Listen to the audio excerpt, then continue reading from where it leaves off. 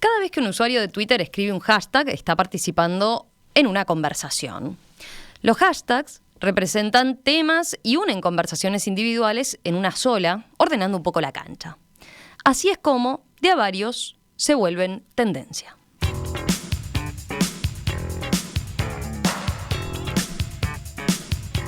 El fin de semana se convirtió en tendencia el hashtag Cosas que hace la gente de bien, que nació como una burla hacia el gobierno y fue luego apropiado por tuiteros oficialistas, quienes lo emplearon para criticar a las administraciones frenteamplistas.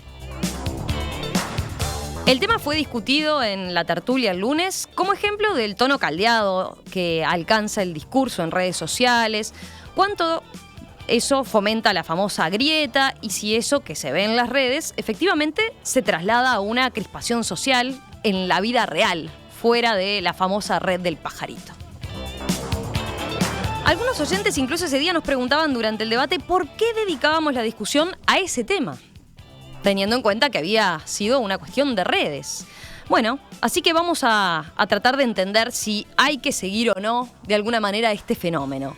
¿Cómo se crea e instala hoy en día un hashtag? ¿Qué tan espontáneo es? ¿En qué medida un hashtag refleja entonces esa polarización que puede verse en la sociedad? ¿Es solo el microclima del mundo de Twitter? ¿Qué tengo que tener en cuenta para no ver solo un tipo de opinión? ¿Qué nos dice una grieta en Twitter del mundo real? ¿Hay estudios que demuestren que esos niveles de polarización tienen su correlato en ese mundo real?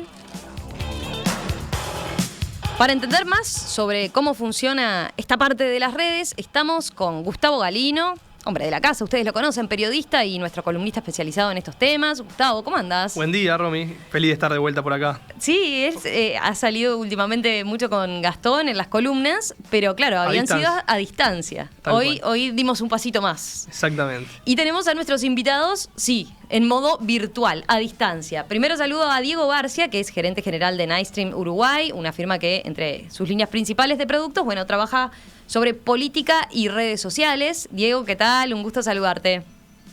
Un gusto a todos ustedes, muchas gracias por recibirnos y y gracias a la audiencia también por involucrarse en estos temas que la verdad que son del día a día de la actualidad, ¿verdad? Pero no siempre reflexionamos capaz sobre eso, ¿no? Viste que viene bien hacer un parate y decir, bueno, eso que hago todos los días de opinar en Twitter capaz, viene bien mirarlo un poco más en perspectiva y ver el fenómeno que hay atrás. Elena Bonomo, licenciada en Comunicación Social, encargada de plataformas digitales en la agencia Signo y quien está realizando una maestría en Comunicación Política en la Universidad Austral. Elena, ¿qué tal? Buen día para ti. ¿Cómo estás, Romina? ¿Todo bien? Muy bien. Bueno, gracias a los dos. A los tres, sumando a Gustavo. Y les propongo, a ver, antes de ir a los puntos medulares de esta discusión que yo planteaba recién, si están de acuerdo, empecemos haciendo como una especie de puntualizaciones a propósito de cómo está hoy Twitter, ¿no? Me refiero a cuánta gente en Uruguay realmente usa Twitter, el perfil, las diferencias, si es que se pueden establecer o cuantificar entre trolls y bots, de cuentas reales. Gustavo, ¿empezamos contigo? Dale. Sí, yo te decía antes de conversarlo ahora al aire que acá también hay datos que encuentran diferencias. No hay un número oficial exacto que te diga cuánta gente usa esta red social en Uruguay. El dato que yo tengo, el más actualizado, habla del entorno del 500.000 de cuentas existentes vinculadas a usuarios en el territorio, por lo menos en nuestro territorio. Después esto, si lo cruzamos con otros datos de tendencias más generales que hablan de cuántos usuarios en general realmente utilizan, son usuarios activos, al menos con una actividad mensual o semanal, ese número incluso baja bastante. Entonces ahí empezamos como a filtrar mucho más y podemos hablar del entorno de las 250.000 cuentas con cierto grado de actividad. Y después de esas 250.000, más o menos, en términos generales, si bajamos un poquito más y filtramos más, vamos hacia cuáles son las cuentas que realmente pueden ejercer algún tipo de influencia por la cantidad de usuarios que tienen o por el nivel de actividad que desarrollan. Así que esos serían los números que además son discutibles porque he visto, y hay otros estudios, otras encuestas que quizás van un poquito más arriba, otros un poquito más abajo, y eso se explica por la movilidad que hay. O sea, la gente se cierra cuentas, se abre cuentas, se cambia de redes, o sea, también hay que entender que esto es un fenómeno de movilidad y es un fenómeno muy activo en el cual la gente, incluso ahora TikTok apareció, emergió y ya superó, por ejemplo, a Twitter. Entonces hay redes que tienen un crecimiento muy importante en poco tiempo, otras que son un poco más estables, que quizás es el caso de Twitter, ¿no? De esos números que manejabas, además, ahí están metidos también los famosos trolls y bots, ¿no? Que ya explicaremos qué son, pero no son personas reales, por lo menos podríamos decir. Bueno, el troll sí. El troll sí, pero el bot no. Pero no son usuarios identificados con cuentas reales. Eso es un poco el... Bueno, Twitter está, digamos, para que vos puedas tener una cuenta activa, está teniendo ciertos requerimientos. O sea, hay datos que obviamente no son públicos, como una dirección de mail o como un teléfono, que el usuario, por más que después se ponga una foto que no tenga nada que ver y un nombre que no tenga nada que ver, o sea, que no lo identifique como persona, ciudadano o individuo, igual tiene que, digamos, ejercer determinados requisitos. Vos me decías en la previa, Twitter está haciendo un esfuerzo por filtrar más y poner más obstáculos para crear cuentas falsas, ¿no? Sí, sobre todo cuando vos te creás una cuenta nueva, te está, digamos, pidiendo mucho más que antes. O sea, te está estableciendo requisitos y barreras para que vos no te crees la cuenta así nomás y en 2 clics puedas tenerla ya activa, sino que tenés que, como decía, dar determinados datos que a veces igual no garantizan para nada que vos no puedas activar cuentas y tener un montón de cuentas. De eso seguramente vamos a hablar, pero por lo menos hay como a priori un intento por controlar algo que para Twitter es un gran problema, que es este fenómeno de la circulación de cuentas que van descontroladas, generando influencias que probablemente no sean las deseadas. En general, cuando se habla de Twitter, para quienes no están en este mundo, quienes quizás no lo utilizan, se habla de que es una red social más de nicho, en particular porque la usan más los políticos, los periodistas y demás. ¿Ustedes qué acotan, Elena, Diego? En este plan de seguir describiendo un poco cómo está funcionando Twitter hoy, como primer paso. Y sin lugar a dudas que los periodistas y los políticos tienen casi que obligación de estar en Twitter. No quiere decir que es una red social en la que únicamente encuentres a esas personas. Recién hablaban de los trolls. En realidad, uno de los problemas que tenemos con los trolls es que también son los que ahora están manejando muchas veces la desinformación. Twitter de por sí siempre trató de ser una red social en la que se compartía información en un formato reducido. Entonces, si bien los periodistas y los políticos tienen que estar, mucha gente la ha usado también como para empezar a tener una plataforma en la que no solamente contar de su vida, sino que poder transmitir información que ellos viven. Eso también ha llevado a que los trolls, por ejemplo, sean un canal de desinformación. En su momento Oscar Wilde hace muchos años hablaba de que si le das a un hombre una máscara dirá la verdad. No conocía a los trolls. En realidad han permitido que muchas veces mucha de la información que está en Twitter es o personal de personas que quieren también incidir, digamos, o de políticos, periodistas, o de personas que quieren cambiar un poco la verdad. Esos son como lo que uno más encuentra. Uh-huh. ¿Cómo podríamos definir? A ver, vamos a establecer ahora, si les parece, la definición más aceptada en general de bots y troll. Diego, ¿te animás? Sí, a ver, un bot viene de la palabra robot y es un comportamiento automatizado. Más allá de Twitter, es un comportamiento automatizado que no tiene humanidad detrás, ¿verdad? Es una repetición de lo que es un algoritmo o una acción que se programa y existe en muchas plataformas tecnológicas. Obviamente que esto hace daño al volumen de Twitter y no creo que genere opinión. Un troll, por otro lado, es una persona que se anonimiza a través de un nombre que no es el de él o el de ella, ¿verdad? En lenguaje bien criollo. ¿Qué pasa con esto? Obviamente que una persona que no tiene su identidad bien revelada puede o no hacer daño independientemente de su anonimato. El tema es que es irresponsable y es... a veces se usa para el humor. Yo sigo una cuenta de fútbol que se llama No Seas Malo, que es un troll, porque no identifica su identidad, pero no es dañino porque juega con el humor también. Twitter tiene eso también. Creo que Twitter, si hubiese querido no permitir esto, lo único que hace, como otras plataformas, sería pedir el documento o alguna validación de la persona y no existirían los trolls. Yo creo que Twitter permite y quiere que la red social viva sobre ese anonimato. ¿Por qué? porque justamente el ruido social de Twitter está parado sobre que la persona pueda elegir o no opinar con su nombre, digo, o después podemos estar en acuerdo o no con eso, pero un troll básicamente lo que es una cuenta de Twitter que no tiene asociada claramente una identidad persona detrás. Ahí estableciste un aspecto que hoy comentábamos más temprano. Yo cuando definí troll me fui más bien por esa definición de una persona que no tiene nombre detrás, no es un nombre real detrás. Pero había quienes decían, no, a ver, un troll es algo más, es el que busca crispar la discusión, el que busca provocar, el que busca, no tan inocuo, o sea, con ese criterio capaz que la cuenta esta de fútbol que vos decís, se entendía, no entraba dentro de esa categoría. ¿Qué opinás de eso? ¿Necesariamente el troll tiene que provocarlo un poquito? Te lo doy por el absurdo. No solamente en Twitter, las personas en sus roles, por ejemplo, periodísticos o determinado poder de comunicación que puede tener una figura pública o algo, puede decir su opinión sin ser la verdad. Y bueno, y acá entramos en una causa filosófica, ¿no? Sobre la opinión. ¿Qué es la verdad, no?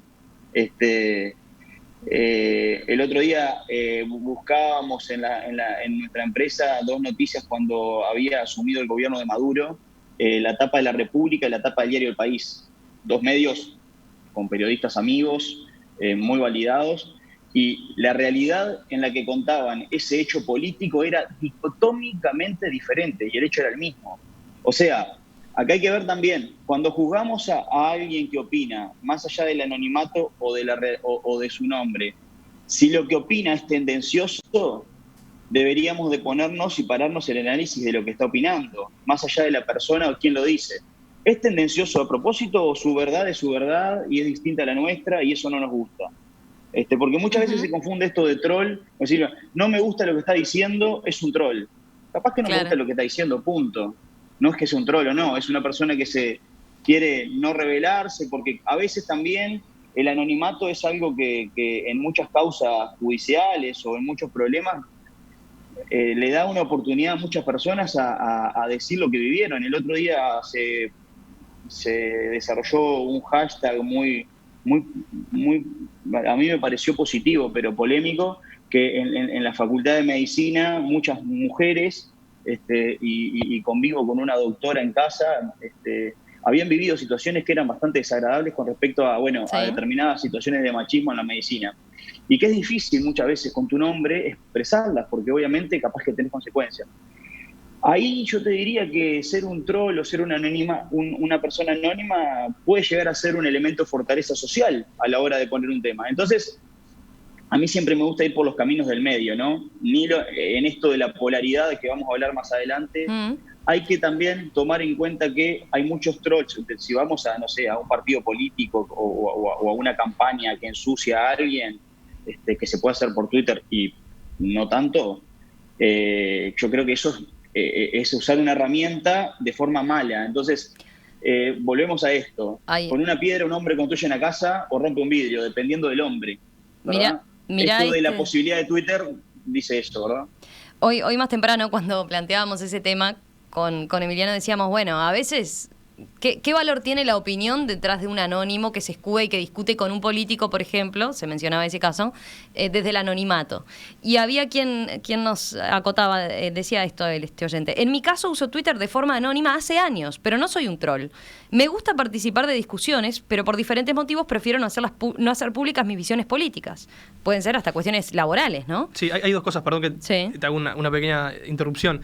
El uso y la influencia que un usuario puede generar, más allá de su identidad o no, lo determina la propia red social. O sea, eso es algo que también es importante incluir acá. O sea, acá no hay nadie, no hay ningún organismo, no hay ningún gobierno, no hay nadie que ordene esta discusión. La ordena la propia red social a través de los usuarios, a través de los algoritmos y a través de esa cuestión quizás espontánea, desde una visión obviamente un poco naif, pero real, de que los usuarios tienen esa potencialidad de tener 10 seguidores o tener 1 millón, y que eso no lo determina nadie, solamente la capacidad de esos usuarios de ser atractivos a la plataforma. Y ese usuario, como este caso, que no se la quería jugar con su nombre y apellido porque lo podía comprometer, eso es muy común. Hay muchos periodistas, hay muchos políticos, hay muchos empresarios que tienen una o varias cuentas donde manejan Claro. distintas participaciones y distintas influencias. Entonces, eso también es importante tenerlo en cuenta. Mirá cómo seguía el tema. Dice, a la pregunta de Emiliano, ¿qué valor tiene si no sé quién sos? Esas discusiones tienen el valor de las ideas, decía él, y argumentos que se presentan, que trascienden el detalle de quién lo dice. O sea, ahí está, porque, como diciendo, bueno, reflejan lo que verdaderamente pensamos más allá de quién lo diga, o capaz que era la verdadera, es la forma que tiene para expresar realmente sus ideas sin sentirse limitado por el hecho de hacer público su nombre. Y te agrego un detalle más, Sí. que también es algo que tiene que ver con la lógica de esta red social, que es, por ejemplo, cuentas que son temáticas. Hablan de hinchas de fútbol o hablan de temas políticos y están identificadas con nombres o con referencias muy específicas, visuales o simplemente en el nombre y después en el contenido. Y ha habido casos de cuentas que se dedicaban a hablar de un tema y cuando saltan a otro tema, eso también genera rechazo, porque rompe esa coherencia que tiene generar una comunidad, que se le llama mucho a esto, ¿no? De tener muchos seguidores. Tengo 10.000 seguidores, hablo todo el tiempo de estos temas, a la gente le interesa lo que yo digo, más allá de quién soy y cómo lo digo y qué conversación genero, pero el día que yo cambio y paso a hablar de fútbol a hablar de política, desde esa cuenta, para mucha gente eso puede generar como también un quiebre en el acuerdo mutuo por el cual yo te sigo. Entonces, es interesante cómo las lógicas de comunicación que son específicas de la red social, quienes no las entienden, también eso les genera como una barrera de acceso muy importante. Una pregunta más en esto de tratar de establecer un poco en cómo funciona Twitter. En lo que tiene que ver con bots y trolls, decíamos, bueno, en el caso de los trolls pueden ser como este oyente, ¿no? Este usuario anónimo y demás. Pero también Diego introducía lo otro de quiénes pueden hacer un mal uso adrede de esta herramienta, ¿no? Sabemos que es común, por ejemplo, comprar incluso trolls, cuentas de trolls, para establecer determinada opinión en Twitter o determinada militancia o demás, ¿verdad? También se crean desde ese lado, capaz que no necesariamente comprando, capaz que se crean, pero desde algo más organizado, como para que deja a ese oyente afuera, ¿no? No es ese usuario anónimo que simplemente quiere tener un espacio para discutir. Hay algo predeterminado como para generar determinado fin, ¿no? Establecer un tema en agenda, poner determinada idea arriba de la mesa. ¿Podemos explicar un poquito eso, Elena? A ver, ¿te parece?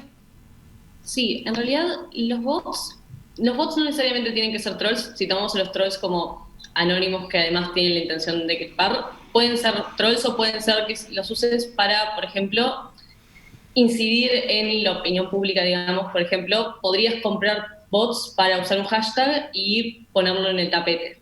Un caso que funcionó muy mal fue Mauricio Macri el año pasado, que estaban mal traducidos y hacía cosas como caricias significativas.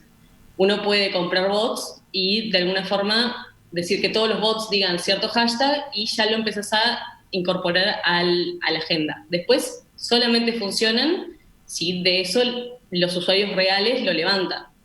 Los bots, si nadie interactúa con ellos, no tienen utilidad. Ajá. Funcionan también a veces, son más para, por ejemplo, que alguna cuenta parezca que es más pesada, si tiene muchos retweets, muchos favoritos, y en realidad las cuentas no son de personas detrás, tampoco sirve a largo plazo. Los bots funcionan solamente para generar cantidad, digamos, ya sea para un hashtag, ya sea para interacciones, pero solamente tienen una utilidad a largo plazo si logran que eso repercuta en usuarios reales y eventualmente en el mundo real. Bien. ¿Y en el caso de los trolls?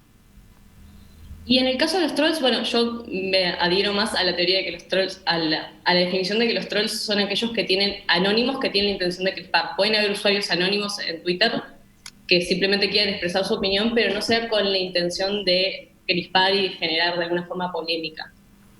Vos estableces ahí una diferencia, una categorización distinta a la que hacía Diego. Y yo le sumo a lo que dice Elena, Claro. que el término troll ya se usa como adjetivo. No me trolees. Eso, sobre todo en España, lo estoy observando mucho. O sea, trolear es no me molestes. No me molestes. No me hagas una broma, o no me quieras jorobar, por decirlo de una forma amable. Entonces, y se usa el troleo como un adjetivo. No me extrañaría que la Real Academia lo haya aceptado ya. Es una buena investigación, nos vamos a fijar, pero eso quiere decir que esa connotación que planteaba Elena está presente ya en el terreno de de la gente que lo apropia y lo usa, ¿no? Pero a ver, estoy pensando en, por ejemplo, vayamos a bajarlo a tierra estos conceptos. Diego, tú trabajando en el campo de la política a veces, en lo que tiene que ver con grupos políticos de militancia, ¿cuántas veces se ordenan este tipo de movidas en redes con los trolls, poniendo arriba de la mesa el ejército de trolls para establecer, por ejemplo, determinado tema, para dar determinada idea? No, a ver, no conozco ningún... Cuando hablas de ejército de trolls parecen los orcos del Señor de los Anillos. Yo no conozco ningún político uruguayo que tenga esa capacidad, ni armada ni comprada. Ni siquiera uno puede decir, bueno, tengo 100 militantes del partido X. Primero que nada tengo que decirle a esos 100 militantes que sepan usar Twitter. Después tengo que decirle a esos militantes que lo hagan en el mismo momento. Y después tengo que decirle a esos militantes que hablen sobre un tema que yo digo que es interesante para la población, pero probablemente no sea interesante. Entonces, la incidencia de un grupo ordenado de personas que opinen de la misma manera en la plataforma, y en la experiencia en consultoría que yo tengo, digo, me parece que queda muy de plástico y la gente se da cuenta. ¿Qué pasa a veces? Que sale un tema de un anónimo que realmente estaba latente en la sociedad, como esto que yo ponía en el caso de la Facultad de Medicina. Era un tema que bajo las sábanas estaba oculto, la gente lo vivía, lo sentía, era realidad. Ahí no hay incidencia de opiniones de unos sobre los otros. Hay un destape de una opinión y de una creencia que teníamos todos que alguien aún no le había dicho.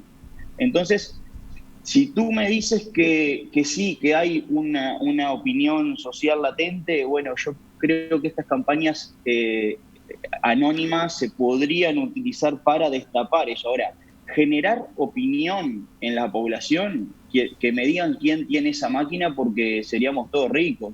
Venderíamos productos de acuerdo a lo que nosotros querríamos, pondríamos presidentes y elegiríamos el Senado. Pero sí hay una cosa... Es muy Sí. No, difícil. Perdón, Diego. O sea, yo, como consultor político, me parece que el día que eso exista, se termina nuestro trabajo, ¿no?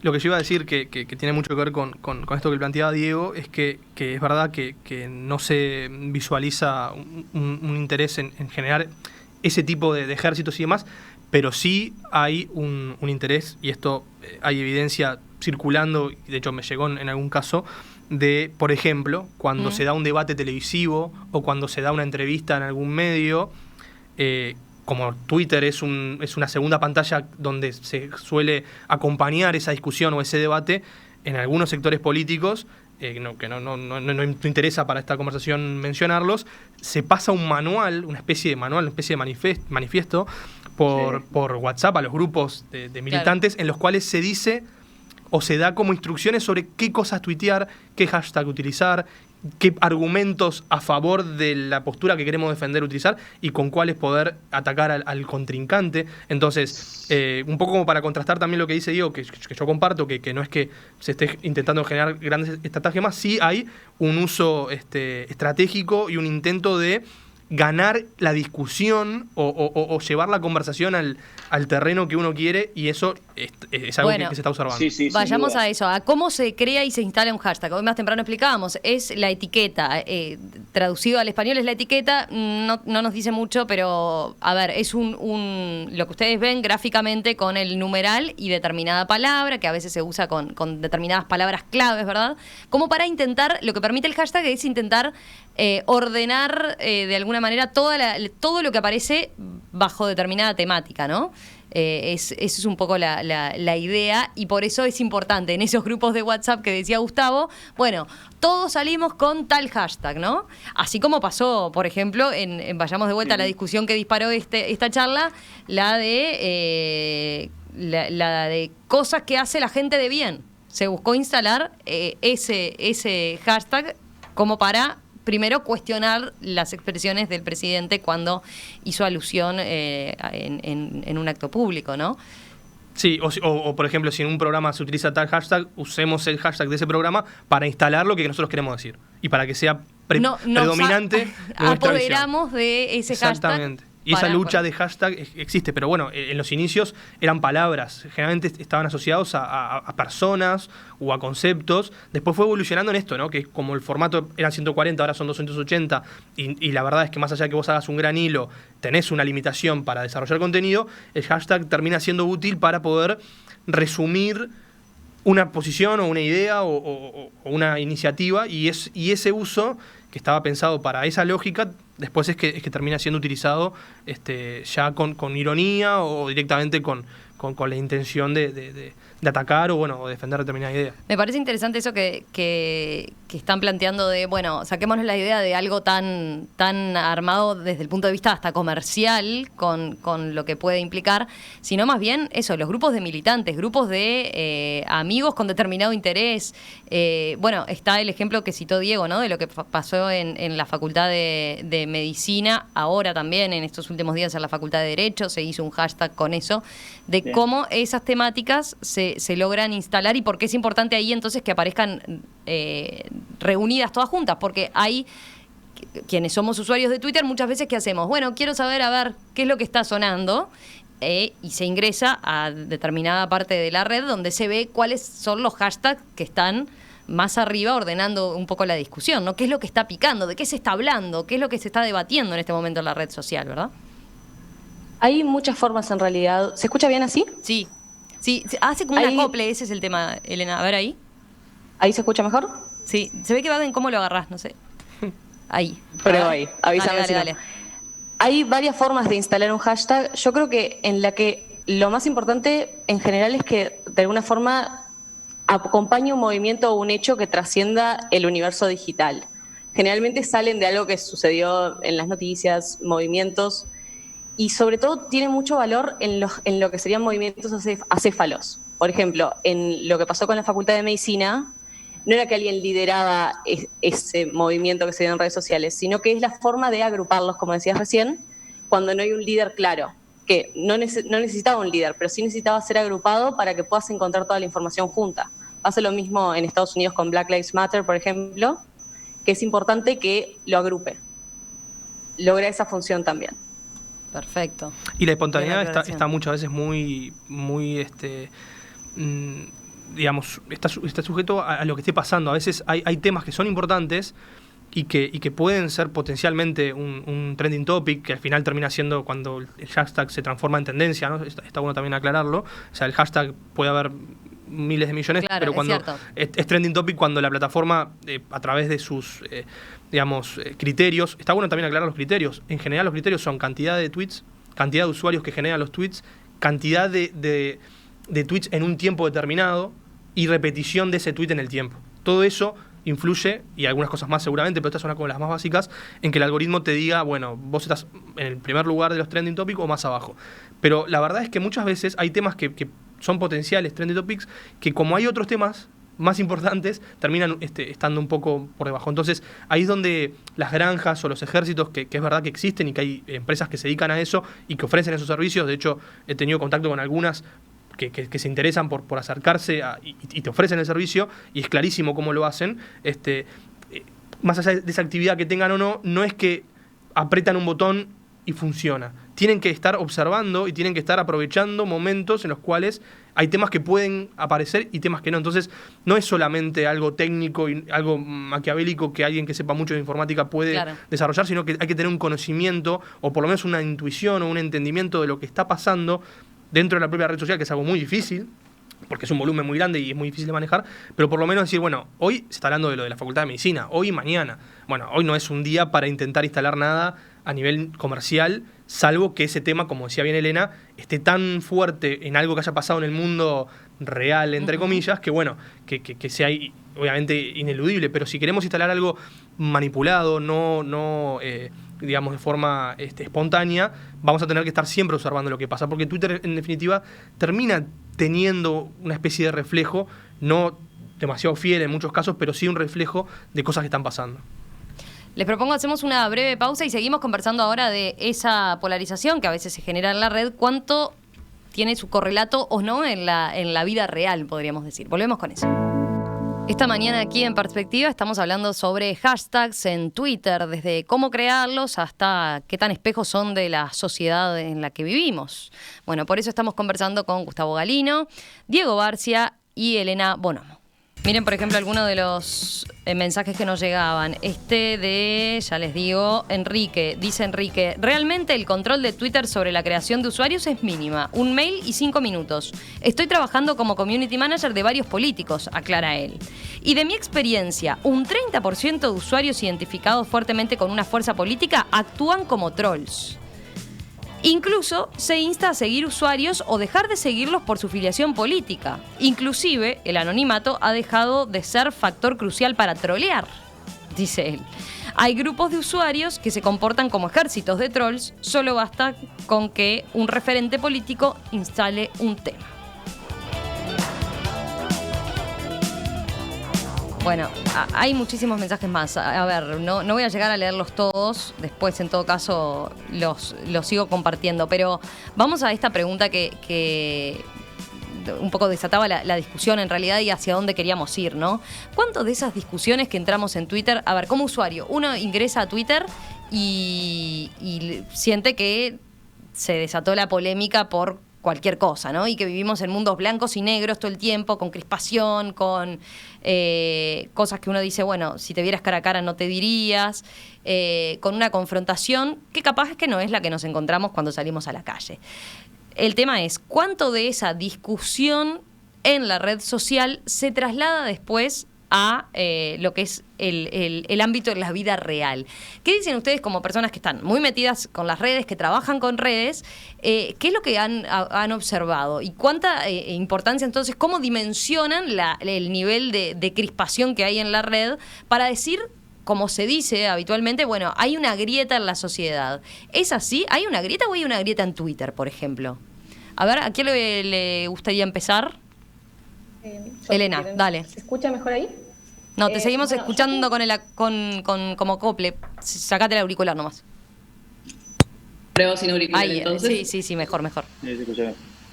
Bueno, en realidad yo creo que la grieta en Twitter siempre es más acentuada. O sea, el problema es, uno para de alguna forma generar contenido disruptivo que de alguna forma logre llegarle a más gente, trata de ser lo más radical posible. Si a uno algo más o menos no le gusta, nadie nunca dice algo tibio, siempre vamos a los extremos al comunicar cualquier cosa por redes sociales. Eso hace que muchas veces la grieta que uno ve en Twitter, capaz las mismas personas, si tuvieran la conversación en vivo, sería mucho más moderado. Por otro lado, creo que no podemos tomar en cuenta que, por lo menos en la parte política, lo que sucede en Twitter se refleje siempre en la vida real, entre comillas, porque existe lo que es el slacktivismo, que es cuando uno milita de alguna forma por redes sociales, opina, pero no necesariamente eso lo lleva a marchar, si hubiera una marcha, en este momento no se puede, pero votar. Simplemente es algo que uno considera que tuiteo 3 cosas y estoy incidiendo en el universo político sin realmente hacer nada después. Entonces no siempre la grieta que uno ve en Twitter es la misma que hay en la vida real. Siempre depende del tema, ¿no? A veces es más cercana. Igual es un muy buen termómetro de lo que está sucediendo. Es como una forma de entrar en muchas más conversaciones de las que uno tiene posibilidad de entrar en el mundo real, y es una forma de escuchar muchas campanas. Creo que debe funcionar y no podemos ignorar lo que está pasando en las redes sociales, porque muchas veces es lo que tenemos para saber de qué habla la gente y qué cosas están molestando, por más que esté exagerada la forma en la que lo plantean. Está bueno el argumento de Elena de por qué en realidad no hay que ignorarlo, porque hay quienes dicen, hoy llegaban muchos mensajes diciendo, ay no, ya me cansa totalmente, esto es había quien decía, es una cloaca. Lo veo así a Twitter. Bueno, Elena dice, bueno, sirve para saber qué es lo que es un buen termómetro para saber qué es lo que está despertando determinadas cosas en la gente, ¿no? Sí, y hay 2 cosas. Una, primero que nada, es cómo cada uno también construye esa participación. Decíamos que muchos usuarios son usuarios pasivos que no tuitean, pero sí leen y consumen los contenidos que están ahí circulando.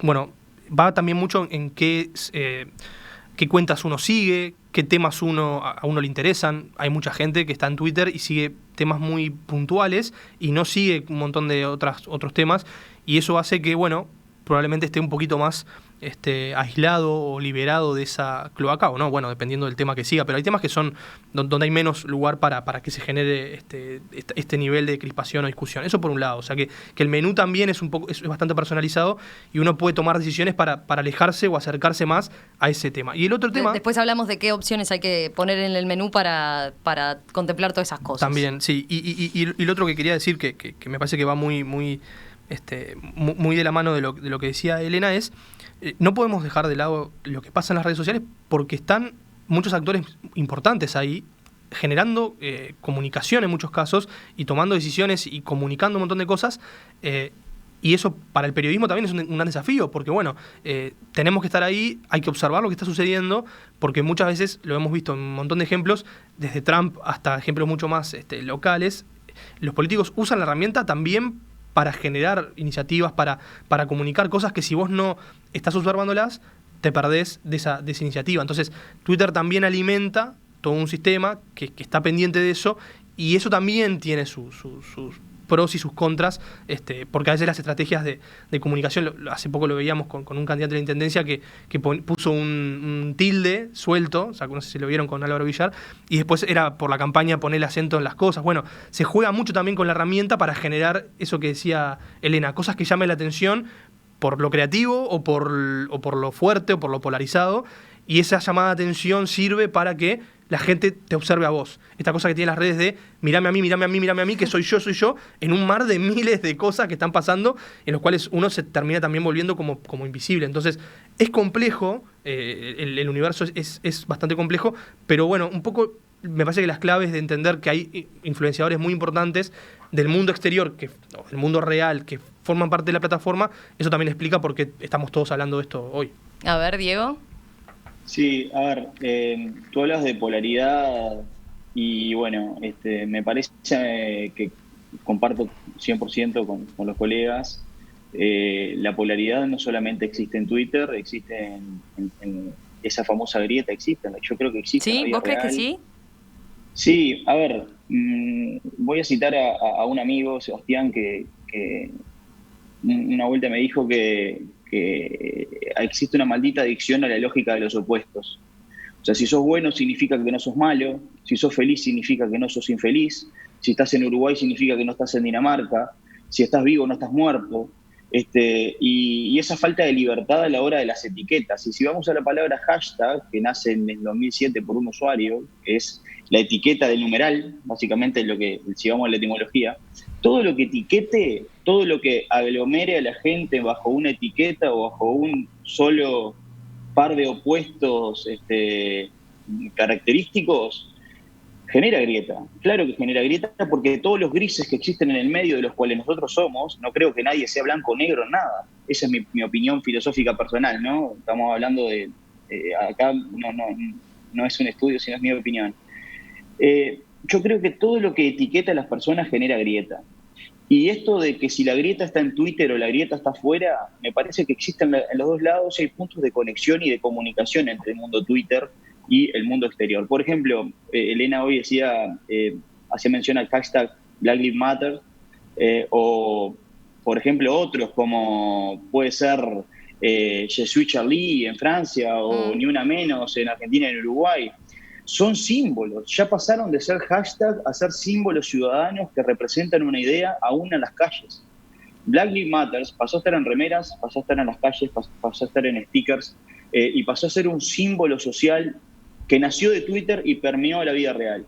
Así como existen esas exportaciones de ideas de Twitter a la vida real, también esa grieta en la vida real, que es difícil de luchar contra ella, porque ¿cómo le explicás a alguien que se dice ser de una manera y que comunica de ese lado? ¿Cómo le explicás al resto que no solamente es eso esa persona, ¿no? Entonces, esa grieta que existe afuera en las discusiones, eso en Twitter, obviamente que se puede potenciar, pero yo comparto 100% con Elena cuando dice que en Twitter se potencia esa grieta, pero más allá de que se potencia, se la ve parcial, porque en Twitter uno solo puede ver la característica particular de esa persona que está opinando sobre eso, y no ve todo lo demás. A mí me gusta mucho leer en Twitter a Gabriel Pereira. Gabriel Pereira es uno de los periodistas que no es difícil encasillarlo en una opinión sobre un tema. Si uno lo mira como una persona de izquierda, no va a tener tweets que vayan en contra de eso. Si uno lo mira como una persona de derecha, va a tener tweets que van en contra de eso. Entonces, muchas veces es insultado porque no tomar partido. Y te puedo citar muchísimos periodistas más, y que yo creo que ese libre pensamiento que debería de tener el ser humano a la hora de expresarse, o esa posibilidad también de no ser todos los días lo mismo, ¿verdad? No ser blanco todos los días o no ser frente amplista todos los días, dependiendo del tema. Twitter lo condena, lo condena mucho y lo critica. Entonces, ahí es donde yo creo que la grieta se acentúa en Twitter. Uno se tiene que definir sí o sí en Twitter, por ser de Peñarol o Nacional, por ser colorado, blanco, frentista o de Cabildo Abierto, por ser estar de acuerdo o no estar de acuerdo con determinada causa, y si cambia, es penado. Es penado socialmente, es criticado por bots o por personas reales o por lo que sea. Entonces, ahí hay un tema, creo yo, que es más para trabajar en lo que es las libertades de expresión de la sociedad y cómo podemos hacer para que los usuarios... Se nos quedó la conexión con Diego. A ver, tratamos de restablecerla. Sí. Gustavo, dale vos. No, me parece que Diego lo que estaba planteando también tiene que ver con los modelos de influencia que estamos observando, no solamente para Twitter, sino en general en redes sociales. ¿Qué quiero decir? Estos usuarios que por algún motivo terminan siendo atractivos, seguidos, y se genera un vínculo en el cual los usuarios están esperando algo de esa persona, de ese usuario. Entonces, también eso genera una presión de un hilo constante de estar todos los días, o bueno, con mucha frecuencia, o opinando sobre todo si ese es tu rol, o informando, o sea lo que sea que vos hagas, por el hecho de haber generado influencia, hay una expectativa muy grande sobre que vos estés constantemente alimentando eso. Y eso a mucha gente le ha generado en otros ámbitos hasta un cierto agote, claro, o saturación, porque están todo el tiempo, ¿y qué decís de esto? ¿Y qué opinás de lo otro? ¿Y qué te parece tal cosa? Y eso es una presión también que muchos usuarios están sintiendo. Creo que el caso de Gabriel es un muy buen ejemplo de eso. Él lo maneja bastante bien porque creo que también se alimenta mucho de eso. Sí, Bart Bradma es un filósofo contemporáneo holandés de 52 años que se dedicó al estudio de las grietas y de la polaridad, y bueno, y yo lo invito a que los oyentes lo lean, porque él plantea algunas teorías para romper con las grietas y las polarizaciones, que tiene un libro que se llama Polaridad, y que hace todo un análisis sociológico y filosófico de esto que pasa a nivel comunicacional, de siempre, aún no queriendo caer en uno de los extremos de la opinión de algo. Entonces está muy bueno. Y es difícil, como decís tú, salir de eso, ¿no? A veces uno es esclavo a la popularidad que generan las redes sociales, y es también una presión importante para las figuras influyentes en redes sociales salir de lo que generaron. Así que, por suerte, yo no tengo muchos seguidores y no estoy sobre eso. No lo quisiera tener.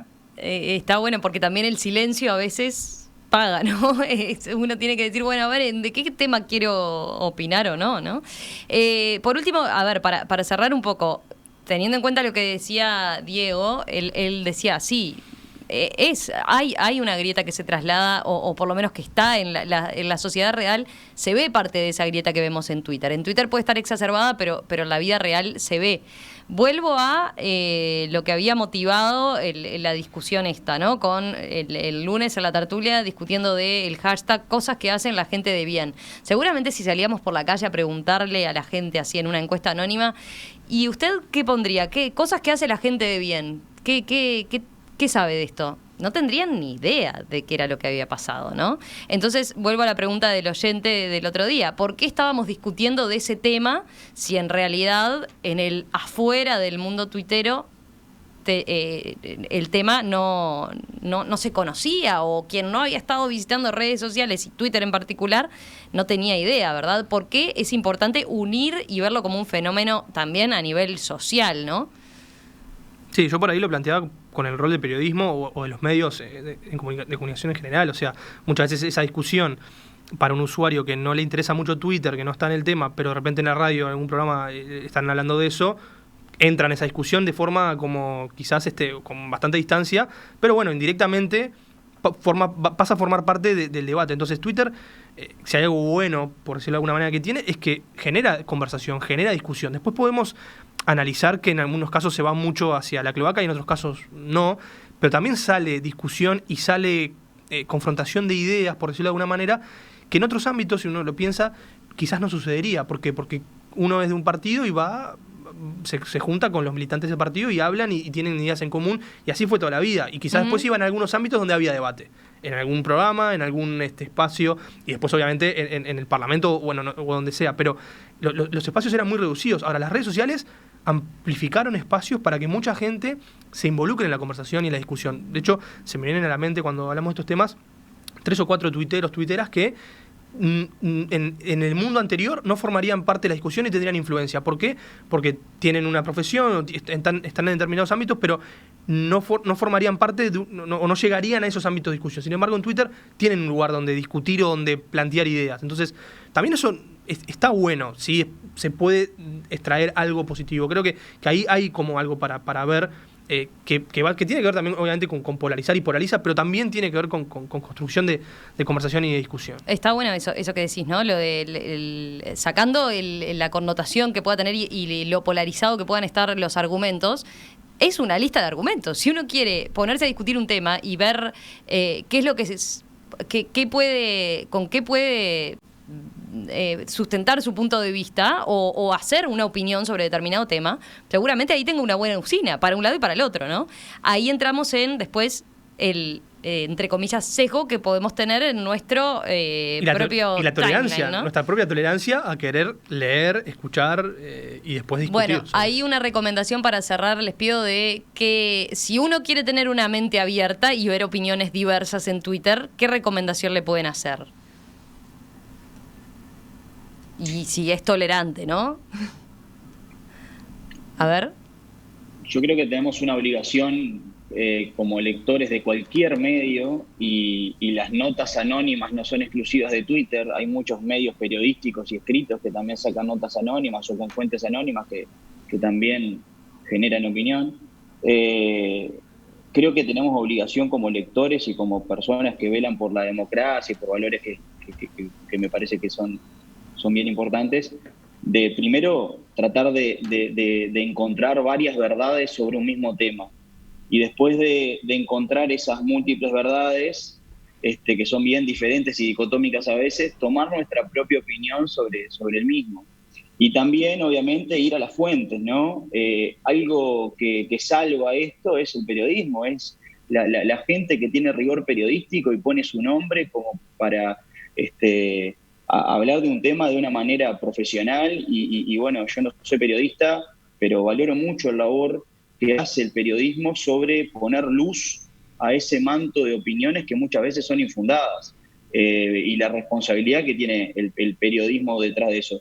Por eso es importante que haya voces autorizadas en todos los medios, más aún en Twitter. Y por eso yo la recomendación que le doy al usuario, y me la doy a mí mismo todos los días, es primero, escuchar varias opiniones sobre el mismo tema, y segundo, escucharlas de voces que sean autorizadas, ¿no?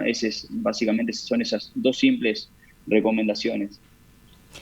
Elena. Mi método es un poco más manual. En realidad yo trato de seguir, o sea, en autoridades y en periodistas de las dos campanas, del tema que sea, y después generalmente cuando hay un contenido que está muy claramente parado sobre un lado de la grieta, entro a los comentarios y busco la opinión contraria, y a partir de ahí voy entrando a los tweets. A veces son trolls o bots y me quedo enseguida quieta porque no hay nada más, pero por ahí voy buscando la otra campana de los temas. Lo mío es bastante manual. A mí me divierte mucho hacer eso también, como dice Elena, meterme a ver o sea, la discusión está ahí, bueno, qué está pasando con la discusión, quiénes están discutiendo. Siempre aparecen determinados actores que suelen repetirse porque están muchas veces dedicados un poco a eso cuando son temas grandes. Y lo otro que se me ocurre como recomendación para quienes quizás también estén un poco entrando o intentando animarse en Twitter es que busquen listas. Hay listas armadas por temas ya sea de comunicadores, periodistas o si no simplemente de usuarios que están vinculados a un tema, y eso o te las creas vos a tu antojo y después vas y buscas qué se dijo en la lista, o bueno, o vas mirando el menú que hay, y eso está bueno porque también te permite organizarte, no solamente ir a buscar un hashtag que te permite ordenarte, sino también las listas, que es algo que está como un poco, no parece como de un mayor uso, pero para poder tratar de entender algunos temas o ir a las fuentes, como bien decía Diego, está interesante para usarlo, y está la herramienta disponible para los usuarios de Twitter.